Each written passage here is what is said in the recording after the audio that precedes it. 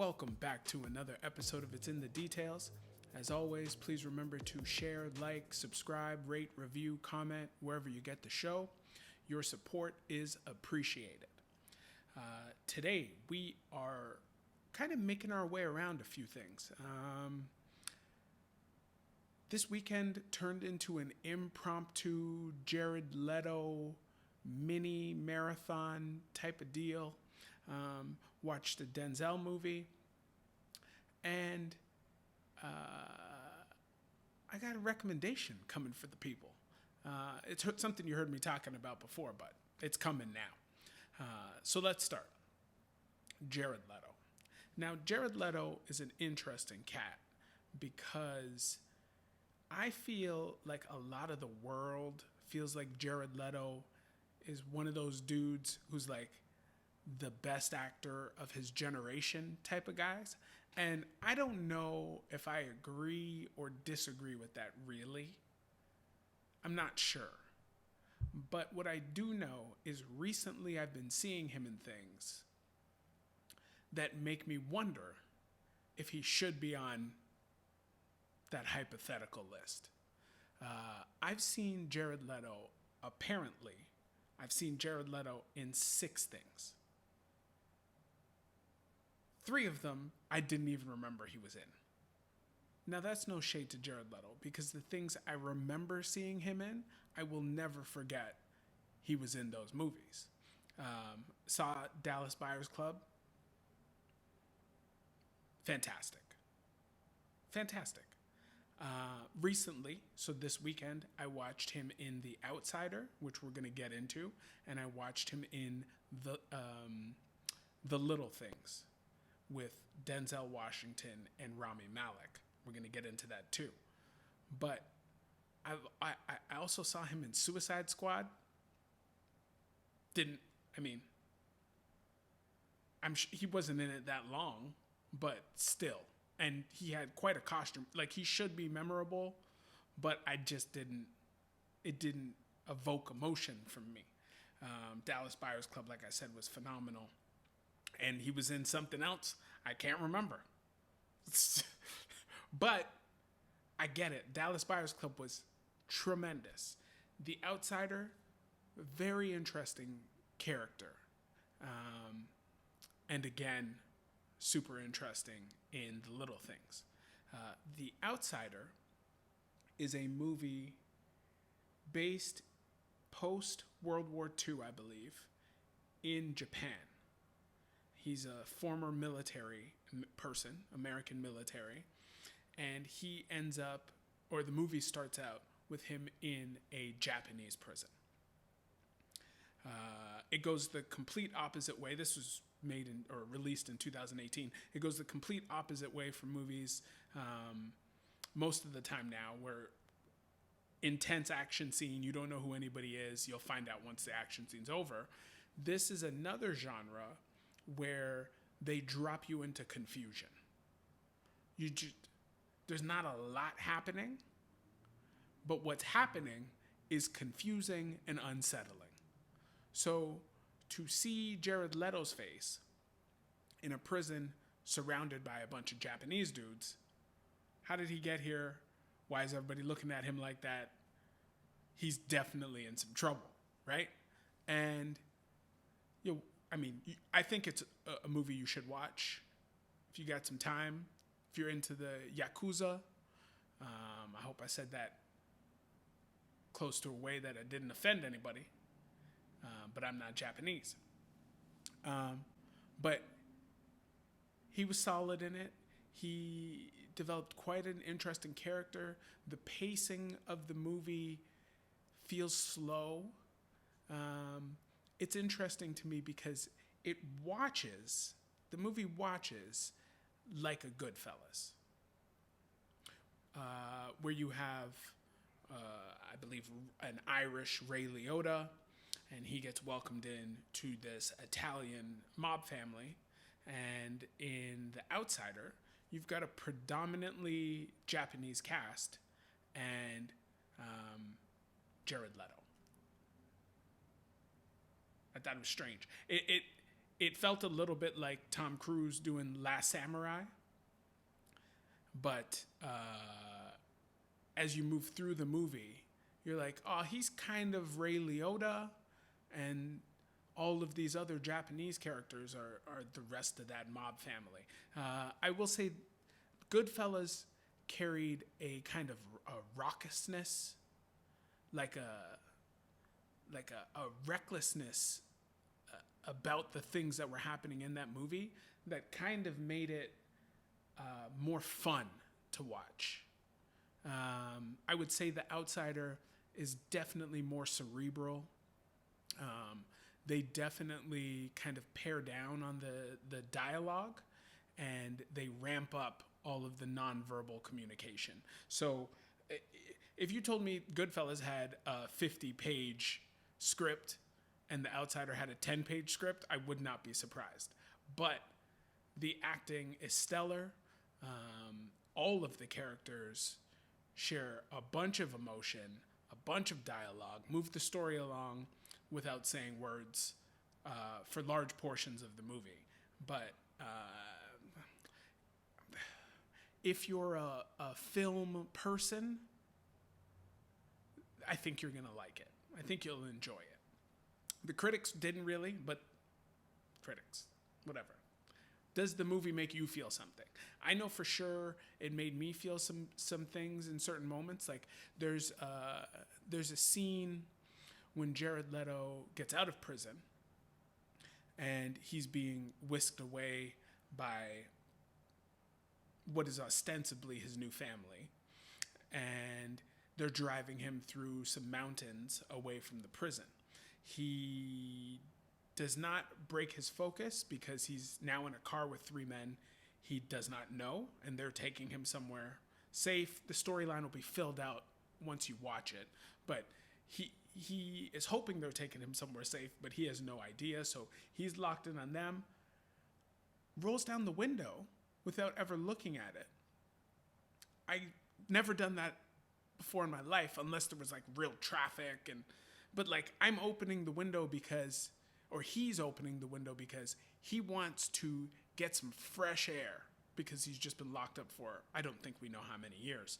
But he rolls down that window and then finally breaks focus, looks out the window, and takes a deep breath. And I don't know about you, but when I was watching that, I could smell the forestry. I could smell the woods. I could smell the nature. Maybe this is a longing I have because I live in the city. I'm downtown Toronto, so when it's time to get out of the city, I gotta go. You gotta really go, and you don't get it that often. Although it's summer, things are blooming, the streets smell really nice, right? Or at least the side streets. But I digress. The movie, in parts, made me feel things. Okay? And that's what all of these things are about. Can it evoke emotion that will leave you tied to this art you've seen and make other people, and make you want to let other people know about this art and enjoy it themselves? The Outsider was good. It was a strong movie. Jared Leto was strong in it. It is weird. Again, it is weird that he's the main focus of this movie with all these Japanese people supporting him. But I don't know necessarily that I would have seen the movie if I didn't see Jared Leto's face on the poster. So maybe it was a necessary evil. Or necessary. Not even evil, just necessary. But like I said, I enjoyed it. I think you'll enjoy it. Give it a watch. The pacing of The Outsider, which again feels slow. There are some action-ish scenes. There are some scenes that definitely make you unsteady and you wonder what's going to happen in the next 5-10 seconds. But I did watch a trailer. I went to track down one of the actors in the movie, and they had a trailer posted on their Instagram feed. And man, when I watched that trailer, The Outsider looked like it was going to be one of the most entertaining movies you are going to see for the next 5 years of your life. Drama, action, just all of it. And it wasn't quite all of that, but it was still good. Very enjoyable.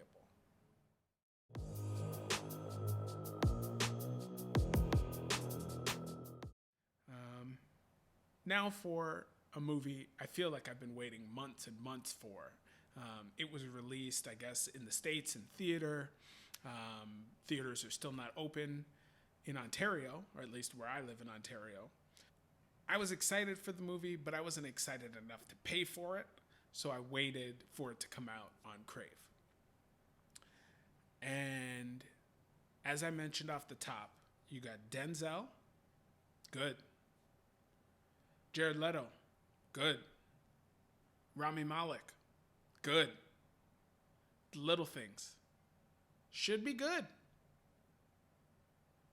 It was mostly good. Mostly good. There's a murder spree going on. Denzel's trying to solve it. Rami Malek's trying to solve it. And they're police officers. And I'll say the movie starts out,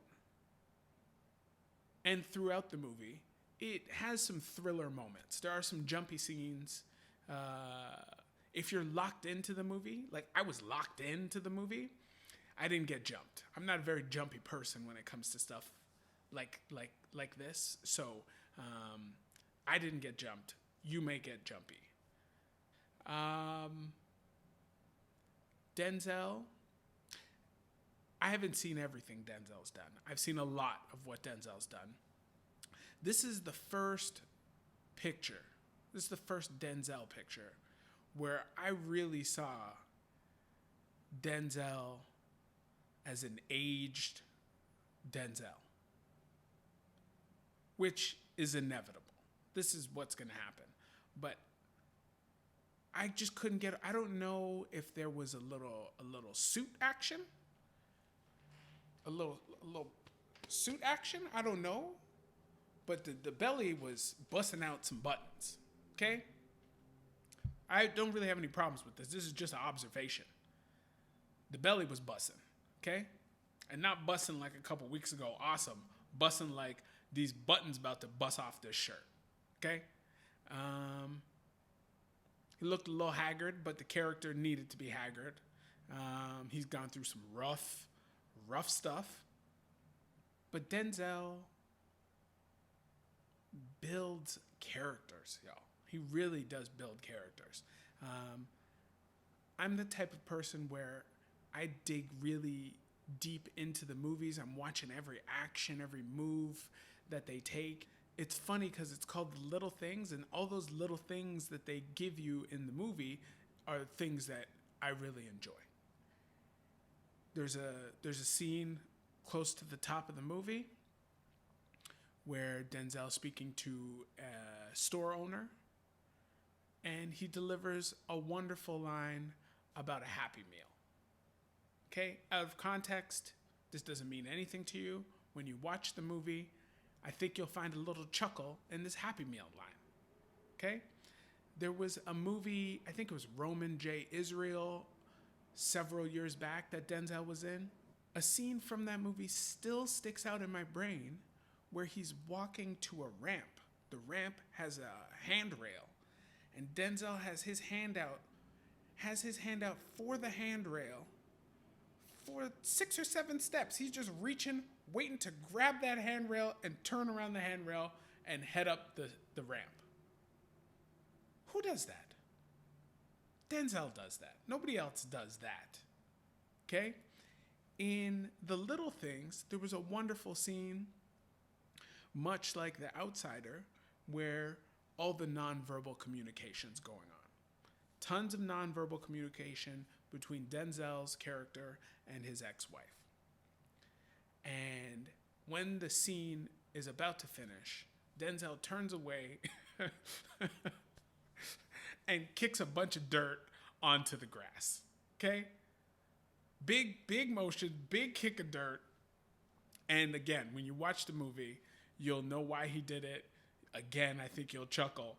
But the person that is going to kick that dirt, there's probably like 4 actors on Earth, unless it was called for in the script. But I just give Denzel a bunch of credit.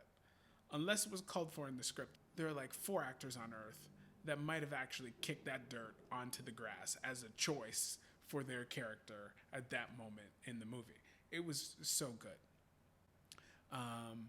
Rami Malek is in it. Now, I was really excited to see Rami Malek in this movie. I've seen him do 2 things. I should see him do more. I've watched him in Bohemian Rhapsody, playing Freddie Mercury. I thought he was tremendous in that. And I've watched him in Mr. Robot. Neither of those 2 characters have any link to the character he's playing in The Little Things. But still, he was still kind of tied back to them for me. Well, more Mr. Robot than anything. That's just for me, probably because I'm watching Mr. Robot right now again for the second time. But I couldn't divorce myself fully from that. But he was still good. He was still good. Like, they take portions of crime procedurals, like a Law and Order or a CSI, and they go to a crime scene. And watching the pacing of that particular scene and watching how Rami Malek is moving around from specialist to specialist at the scene of the crime to get the information he needs, I thought was very intriguing to watch. And I've never quite seen pacing of crime scene investigation done quite like that. And I really enjoyed the way they managed that scene. Jared Leto. Jared Leto comes out the gate with a bang in this film. A bang. Okay? And it's not the way you think. It's the character he's developed. That character, I think, gives you 5 or 6 words before you realize, oh, oh my goodness, what are we in for with this guy? It's just the way he flips around the tones and emphasis on each word of the first sentence we hear him speak. Then you go to his hand gestures, you go to the look on his face while he's having this first conversation for us, introducing himself to us in the movie, and my jaw was dropped. I was very excited to see what was going to happen next, and it didn't disappoint. It did not disappoint. I'm not the type of person who really gets excited about new stuff that's coming out. I've got some friends that talk to me about things they've been watching on the top 10 lists on Netflix and things like that. I usually tend to push away from stuff like that. There's so many other things that you've probably wanted to watch or should watch before you get to what everybody else is watching right now because Netflix said so. But if that's what you want to do, you could do that. But also you could come here. You could find out some things that are slightly obscure that are also delicious and tasty. And you could watch those. So that's the kind of way I do things. But the little things had to happen promptly. And it did. And I really enjoyed it. Also, Denzel's character, I believe his name is Joe Deacon or something, not really relevant. Denzel's character has essentially a wild dog that he kind of takes care of. He lives kind of out in a desert, and he comes home at one point in the movie, talks to the dog's looking at him, and he leaves 10 minutes later, tells the dog, I'll see you later tonight. Now, this made me think about some things. What is it like to basically have a wild dog? Like, it's got to be pretty cool to have a dog that is wild. Like, you both get back to the house at the end of the day, and you both know you've seen some stuff the other person, or the dog's not a person, but the other being could not believe. Like, if you ever took your dog to work, the dog wouldn't understand why we're going up in all these towers and all these people are sitting there staring at screens. The dog would think this is crazy, right? Now, as a human, if you followed your dog around, this semi-wild dog around, on their day when you leave the house, and that dog's running through dunes, fighting with rattlesnakes, kicking honey badgers, I don't know, the dog's doing things dogs do. Biting birds, eating rats, just the dog's being a dog, and it's fully wild, and then it comes home and it's like, hey, you got any food or water? How about you pet me? Like not a dog that you've kept in a crate all day or just roamed your house all day, and when you get home your shoes are mashed up, Like a dog that's been out in the world, seen some things, felt its life could be taken. Can a dog know its life might be? Yeah, a dog knows. They run away from danger all the time. It has really experienced some things. I want to know what it's like to live with a dog that has a life. Denzel's character knows that. It was interesting to me. I don't know if it's interesting to you, but it's really interesting to me. Another really fun piece in the little things, and I hope I'm remembering this correctly, but another fun piece is Jared Leto's character. I believe it's Jared Leto's. Could be Rami Malek's. One of their characters is leaving a room. They're not happy about what happened in that room they were just in. And they slammed a door. This stuck out in my head too, because I don't know how many buildings I need to go into to find a door you can still slam. Think about this. When's the last time you could slam a door if you wanted to slam a door? And maybe some of you have houses that have doors capable of slamming. Why your door's made out of plywood? I think that's a question you should ask yourself. But when's the last time you could slam a door? I can't slam one door in my house. I can't slam the door getting out of my building. I can't slam any door at my office. I can't find a door to slam. I can't slam a door at a grocery store. I don't know where I would need to go to be able to slam a door. Do I need to slam a door? Not really. Am I curious about where I could go if I wanted to?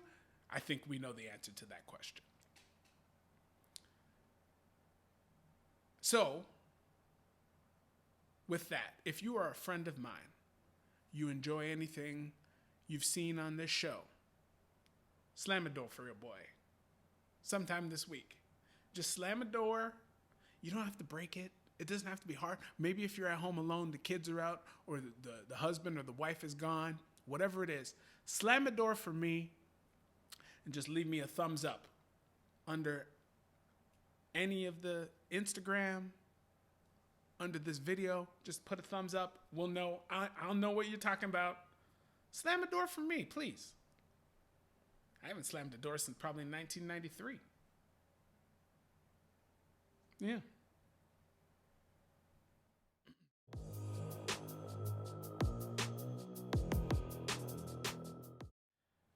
Lastly,